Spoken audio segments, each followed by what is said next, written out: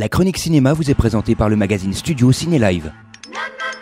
Bonjour à toutes, bonjour à tous, bienvenue dans cette chronique cinéma qui, je l'espère, chaque semaine vous donne envie de sortir et d'aller au cinéma.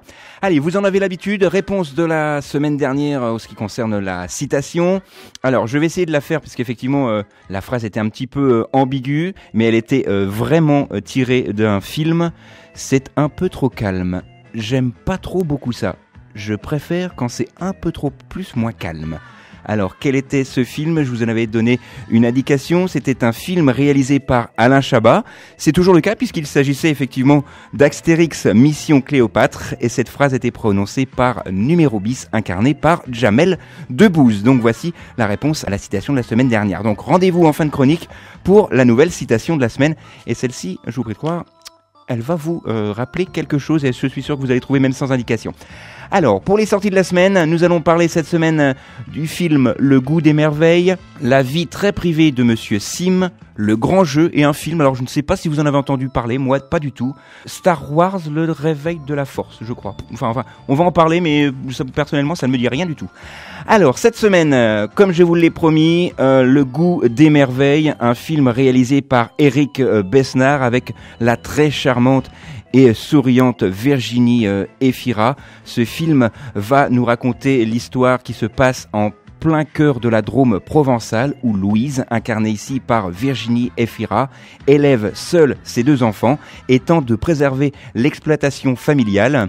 Un soir, elle manque d'écraser un inconnu au comportement plus que singulier et cet homme se révèle être très vite différent de la plupart des gens grâce à sa capacité d'émerveillement qui pourrait bien changer la vie de Louise et de sa famille. Alors, cette capacité d'émerveillement, moi je préfère vous dire exactement de quoi il s'agit. Il s'agit d'un homme atteint du syndrome d'Asperger, une forme d'autisme.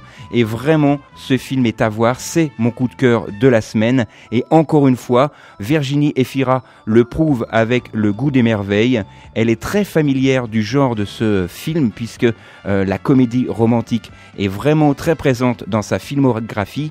On compte déjà des titres comme Caprice, 20 ans d'écart, La chance de ma vie ou encore L'amour à deux, c'est mieux. Une fois encore, elle se révèle être une grande actrice dans ce film. Je vous en rappelle une dernière fois le titre, Le Goût des merveilles.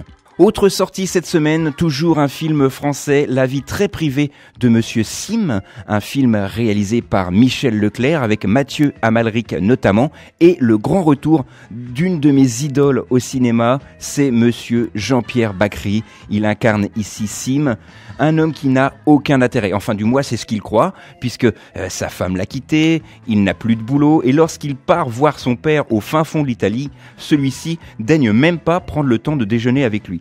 Alors un jour il reçoit une proposition plus ou moins inattendue, traverser la France pour vendre des brosses à dents qui vont révolutionner l'hygiène bucco-dentaire.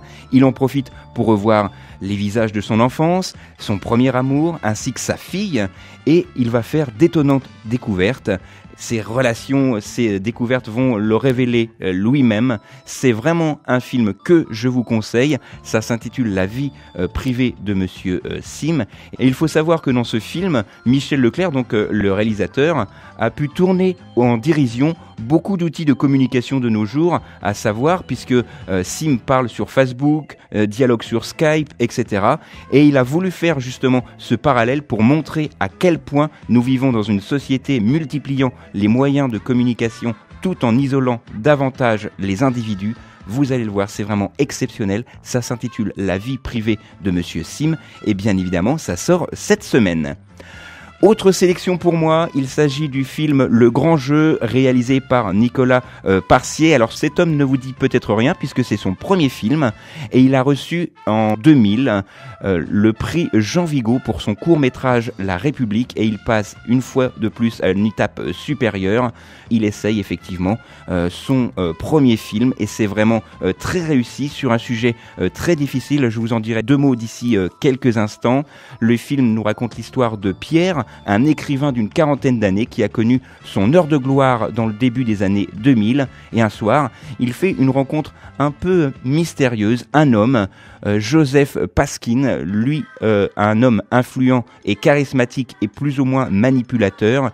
Et il va lui passer une commande assez étrange qui le replongera dans le passé qu'il aurait préféré oublier et qui va mettre sa vie en danger.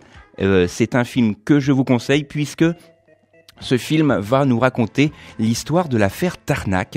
Je ne sais pas si vous vous souvenez de cette affaire qui se passe en novembre 2008 où la ministre de l'Intérieur de l'époque, Michèle Alliot-Marie, annonce en grande pompe que les services ont mis le grappin sur un groupe d'ultra-gauche, un mouvement anarchique et autonome qui gravite autour du village de Tarnac, en Corrèze.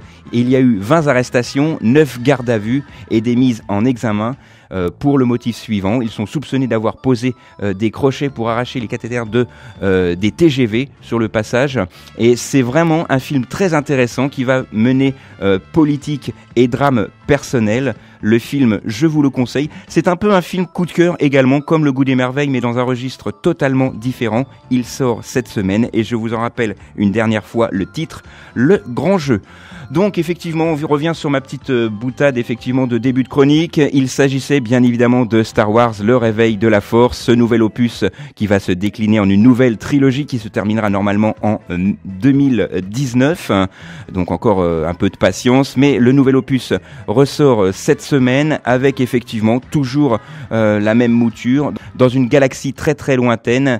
Un nouvel épisode de la saga Star Wars, 30 ans après les événements du retour de Jedi. Ici, inutile de vous en donner l'histoire puisque tout reste secret, mais il le faut quand même faire avec, puisque comment ne pas décevoir les fans inconditionnels de la série tout en la renouvelant. C'est toutes ces questions qui reposent sur les épaules du réalisateur J.J. Abrams, mais j'en suis sûr que ça va vous plaire puisque quand même George Lucas avait quand même un œil sur la production, donc ça restera quand même fidèle à la série d'origine. Voilà, il me reste quelques secondes pour vous donner la citation de la semaine. La citation est très simple, aucun indice, je suis dans une merde internationale.